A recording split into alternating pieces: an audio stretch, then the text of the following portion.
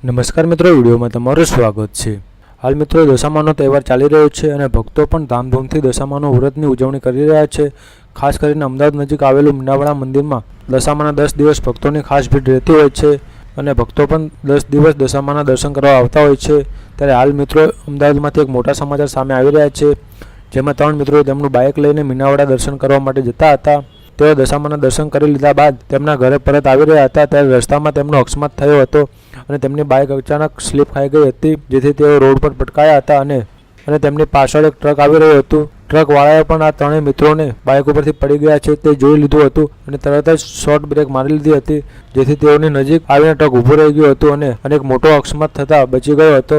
પરંતુ સદનસીબથી આ ત્રણેય મિત્રોને કોઈ જાનહાનિ થઈ નથી અને ત્રણેય મિત્રોએ તેમને દશામાનો ચમત્કાર ગણાયો હતો, કારણ કે તેઓ દશામાના દર્શન કરીને તેમના ઘરે પરત આવતા હતા, જેના કારણે સાક્ષાત દશામાએ તેમની વારે આવ્યા હતા અને તેમને કંઈ થવા ન દીધું હતું। તો મિત્રો તમે પણ દશામા ઉપર શ્રદ્ધા રાખતા હોય તો કોમેન્ટમાં જય દશામા લખજો। તો બસ મિત્રો અમારા વિડીયો માટે આટલું જ। ચેનલ પર નવા હોય તો ચેનલને સબસ્ક્રાઈબ કરવાનું ના ભૂલતા।